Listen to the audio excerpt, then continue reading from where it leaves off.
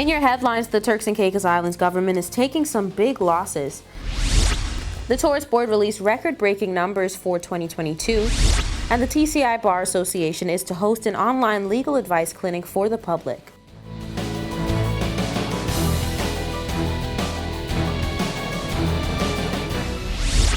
From the PTV Broadcasting Headquarters in Providencial is your #1 source for news. I'm Erica Pinales, delivering the latest from across the country this Wednesday, May 25th, 2022, right to your door. Newswatch starts now. It seems the Turks and Caicos Islands government, specifically the public's purse, is taking some big losses, and we tell you how and why in this next story. It's been a rough few weeks for Turks and Caicos Islands government after being summoned to pay over $1 million in 2 lawsuits filed against them. Newswatch obtained details of 7 Sri Lankan nationals who entered the TCI back in 2019 from Haiti aboard a Haitian sloop, who were granted $532,500 collectively after filing a lawsuit to TCIG on the grounds of false imprisonment, which was later acknowledged by the Department of Immigration and the AG's chambers to have been illegally detained for a period of 10 months. Newswatch learns that 4 of the men were granted $76,500 each and 3 $75,700 each after a request to be compensated for false imprisonment, which was to be represented in a daily rate of $350 per day. The court ultimately settled for $200 a day. Another instance comes as the Supreme Court recently found InterHealth Canada guilty of clinical negligence and has been ordered to pay local businessman Roland Gula of Tibor's Machine Shop $375,438 in damages, namely pain and suffering, loss of amenity, past loss of earnings, and past and future expenses. This following a colonoscopy performed at the Cheshire Hall Medical Center, which resulted in the discovery of a 6-centimeter malignant tumor in his colon. He had to undergo emergency surgery in the United States.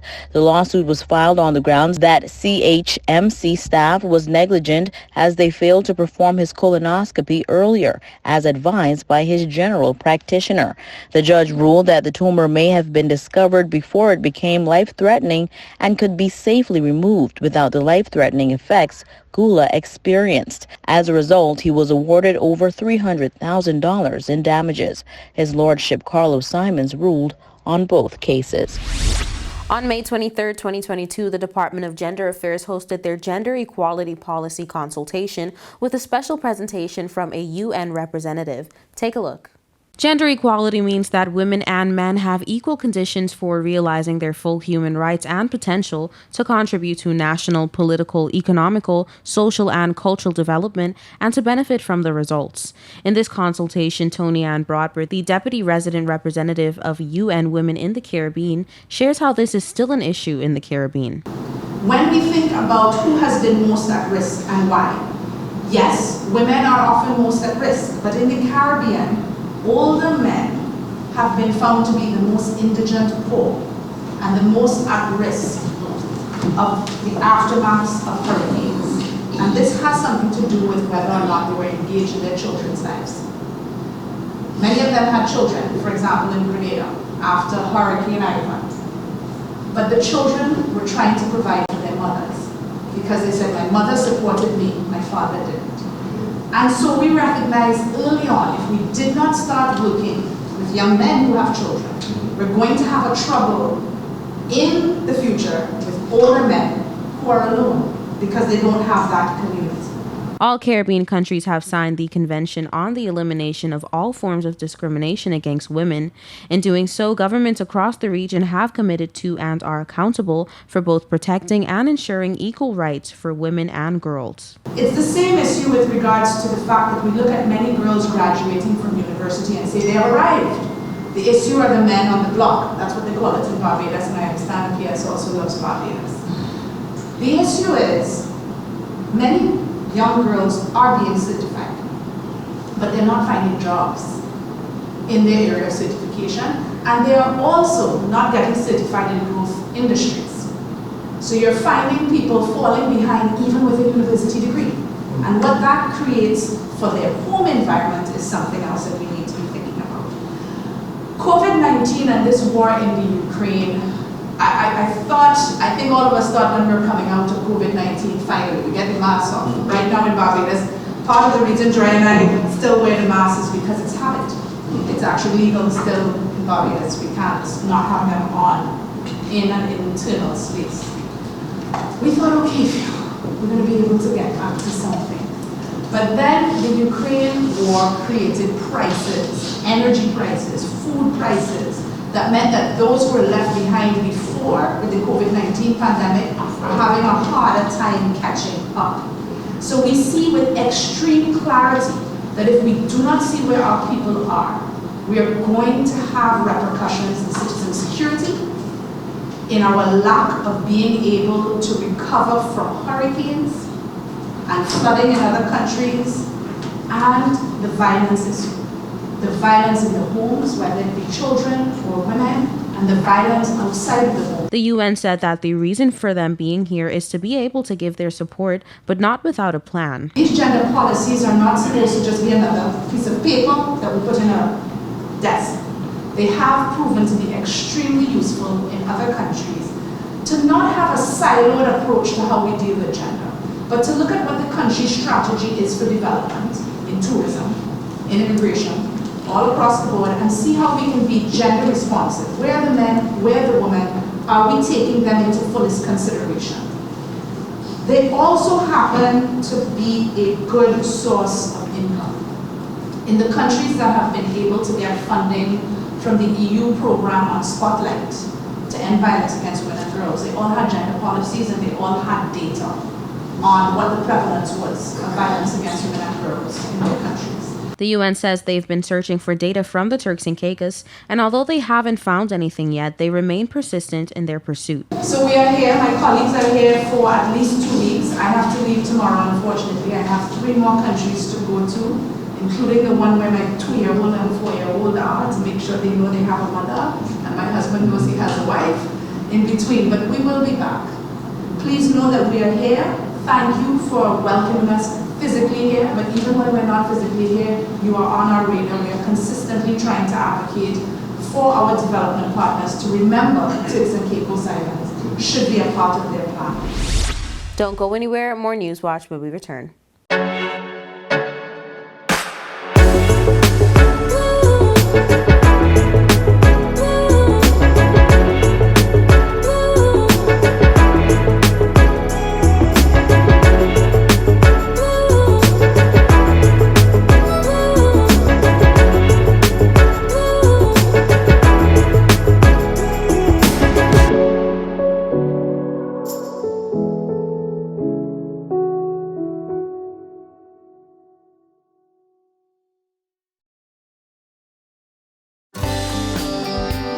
This is a reminder that all PTV service accounts are due on the first day of each month.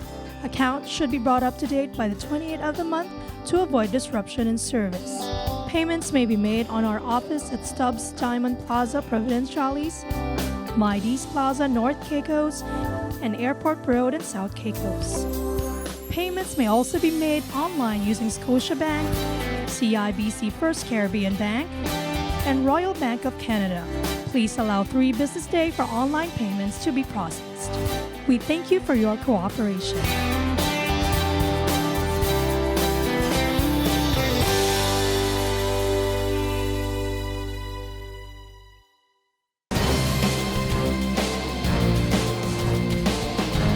Welcome back to Newswatch. The Turks and Caicos Islands Tourist Board released some very impressive and record-breaking visitor numbers for 2022, and you're going to want to hear about it. Of course, Newswatch has all the details for you. It seems Christmas came early for the TCI where visitor arrivals are concerned. The Tourist Board recently announced a record-breaking first quarter of 2022, with 138,762 air arrivals and 173,151 cruise ship arrivals. A big indicator that the TCI continues to rebound tremendously after the effects of the COVID-19 pandemic 2 years ago. Mary Lightbourne, acting director of tourism, said that the first quarter of 2022 has been quite strong year after year since the country began to experience the financial setbacks of the pandemic in early 2020. Officials recorded a 33% increase in stopover arrivals through the international airport and fixed-base operations, with an uptick from 34,057 in stopovers in January 2022 to 44,596 stopovers in February 2022 and 60,109 in March 2022.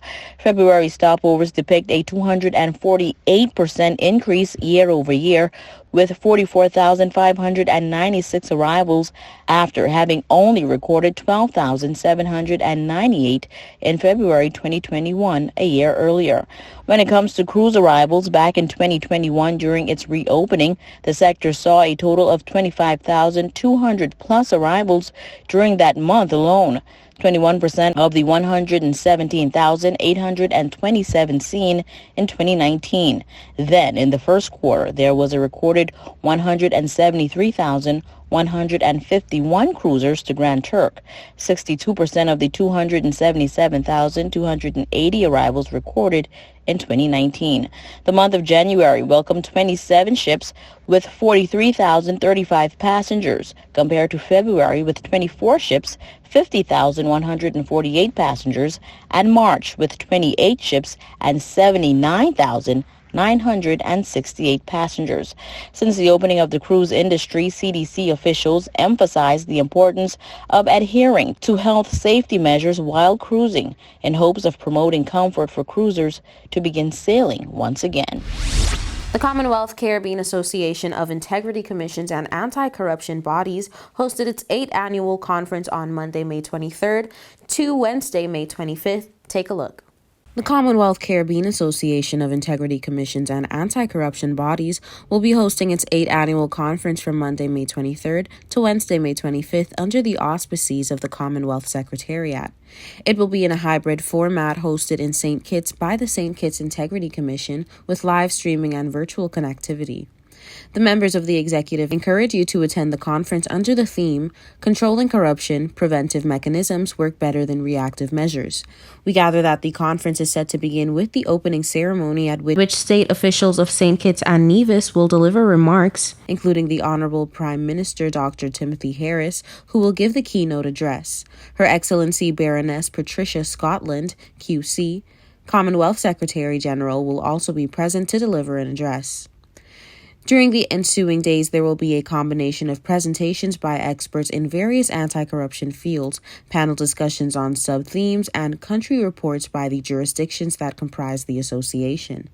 Among the topics that are to be addressed are public and private sector anti-body corruption regimes, loopholes in public, procurement, risk management, and law enforcement, internationally, regionally, and nationally, the role of civil society, traditional media, social media, churches, NGOs, life cycle approach, sociology, and formal education in school, contrasting investment in prevention versus enforcement, investigation, and litigation, and why some countries are improving on the Transparency International, and finally, utilizing blockchain technology to prevent corruption.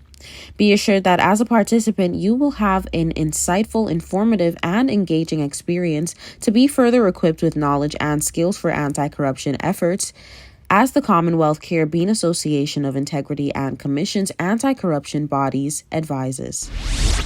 Don't touch that remote. We'll be right back. Coming up next is your weather forecast. This is a reminder that all PTV service accounts are due on the first day of each month. Accounts should be brought up to date by the 28th of the month to avoid disruption in service. Payments may be made on our office at Stubbs Diamond Plaza, Providenciales, Mides Plaza, North Caicos, and Airport Road in South Caicos. Payments may also be made online using Scotiabank, CIBC First Caribbean Bank, and Royal Bank of Canada. Please allow 3 business days for online payments to be processed. We thank you for your cooperation.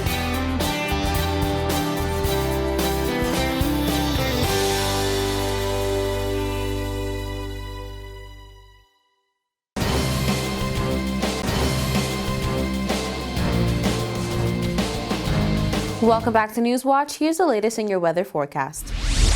Here's your weather forecast for May 26, 2022. For the nation's capital, Grand Turk, on Thursday, partly cloudy skies, high 82, low 77, winds east at 15 to 25 miles per hour. For South Caicos on Thursday, partly cloudy skies, high 83, low 77, winds east at 15 to 25 miles per hour. For North and Middle Caicos, partly cloudy skies, high 83, low 77, winds east at 10 to 20 miles per hour. For Parrot and Pine Key, partly cloudy skies, high 83, low 77, winds east at 15 to 25 miles per hour. And on Providenciales, partly cloudy skies, high 83, low 77, winds east at 15 to 25 miles per hour.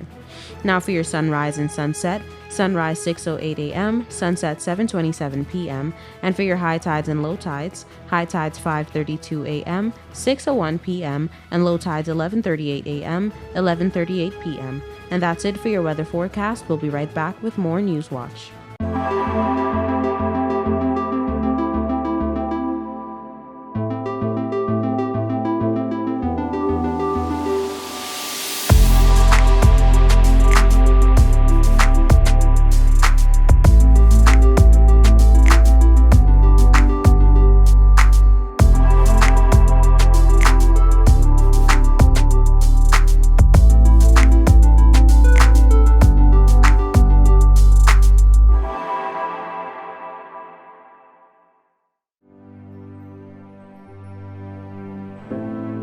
Here at People's Television, we're more than just your leading news and entertainment services.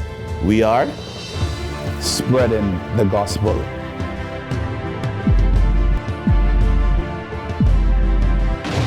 We are breaking barriers. We are preserving the culture. Each one, teach one. We are committed to excellence. We're creating change.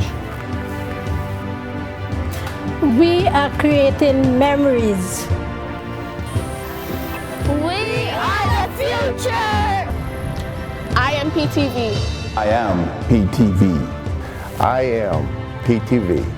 I am PTV. We are PTV.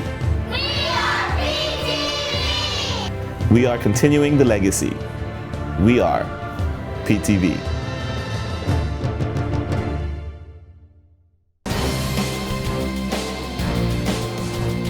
Welcome back to Newswatch. The TCI Bar Association is hosting an online legal advice clinic for the public on Saturday, May 28th, 2022. Take a look. The TCI Bar Council announces that the TCI Bar Association is hosting an online legal advice clinic for the public on Saturday, May 28th, 2022, with a free initial consultation session with volunteer Turks and Caicos attorneys.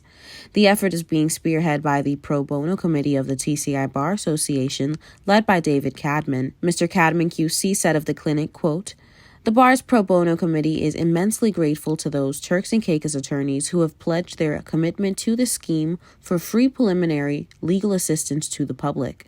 We hope that the legal advice clinics will become a regular event and extend access to legal assistance as part of the Bar Association's commitment to serving the community." End quote. Members of the public who wish to participate in the legal advice clinic are invited to check out the bar's Facebook page for details on the Zoom meeting on the 28th of May between 2 p.m. and 4 p.m. The DECR held a tropical important plant workshop, and in a previous newscast, we got to see what it was all about. Take a look. The project is focused on identifying tropical important plant areas in the Turks and Caicos Islands. TIPAs are a network of key sites for wild plants and threatened habitats identified using scientifically robust data. They are not legal designations, but a means to identify the most important sites for wild plant diversity and to inform the protection and management of sites. The main focus of our interest today. We've said that they are areas of exceptional botanical richness, supporting an outstanding assemblage of rare, threatened and/or endemic species with vegetation of high botanic value. The TIPA's program and the criteria originally for TIPAs was first published in 2004 by Plant Life and IUCN, and that kick-started the IPA program. And that was mainly adopted and taken up by Europe, and so it was temperate countries around the world that really started. And what we realised in 2015, 2016, is that we really wanted to kickstart and move the IPA program into the tropics. So with some colleagues at Kew, we undertook a global consultation on the criteria to see were they still appropriate to bringing them into the tropics. And we published this paper in Biodiversity and Conservation, which launched the new revised criteria based on this global consultation. And that really, on experience, to move into the tropics. And through that, the tropical important plant areas was kick-started in 2016. Identifying TIPAs will help prevent the global loss of plant diversity while safeguarding the role of plants as primary producers and providers of ecosystem infrastructure, products, and services. Really what we're trying to do is identify the globally threatened, those unique species that you have, which are a unique part of biodiversity. If you lost them here, that's lost to the world. So again, it's helping to prioritise. We all have, challenging resources. How do we best use our resources? So here's one where we're trying, and I think many of you are familiar with, it's a very structured system in terms of using and applying the criterion category to then come up with how closely are they, or how extreme is their threat for extinction. It's an extinction risk assessment. And you have these three threatened categories in the middle, critically endangered, or vulnerable. So again, we've got that system to help drive criterion A. TIPAs also provides a framework for governments to implement Target 5 of the Convention on Biological Diversity Global Strategy for Plant Conservation to ensure the protection of at least 75% of the most important areas for plant diversity of each ecological region by 2020, with effective management in place for conserving plants and their genetic diversity.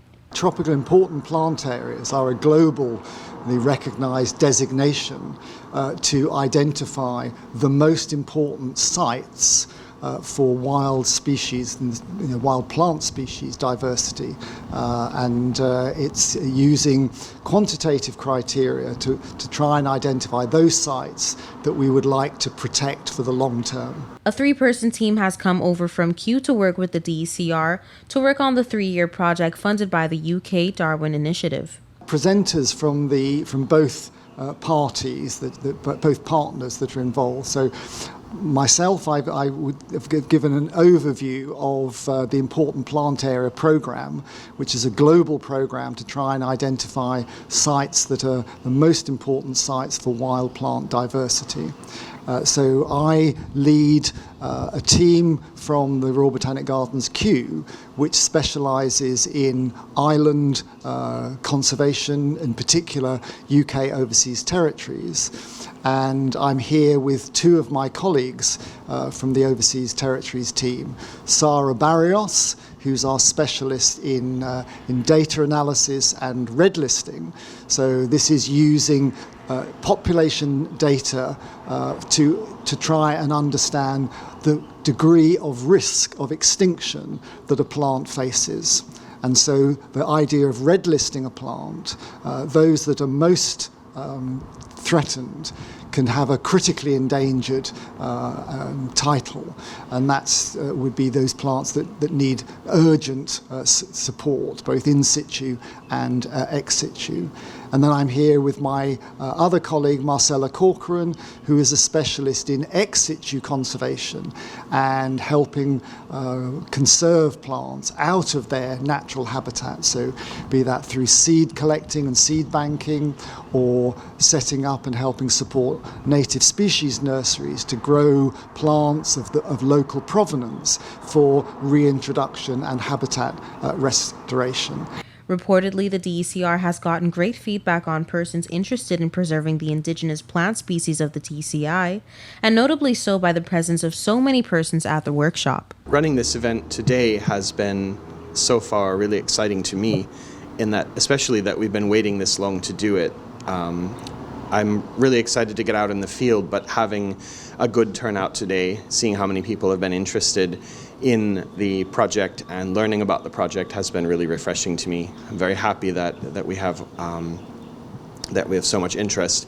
And we have a good community in Turks and Caicos that does appreciate the local flora, the plants here, the native species, and especially the endemic species, which are found nowhere else on Earth. So we have a good core group, and we have a really interested group. So that's what I'm happy about today most. And that brings us to the end of this edition of The Real News. I hate to leave you so soon, but of course, you can join us right back here every weekday at 6:30 p.m. and tap into our social media platforms at www.ptv8tci.com. I'm Erica Canales, keeping you informed, updated, and affiliated. Until next time.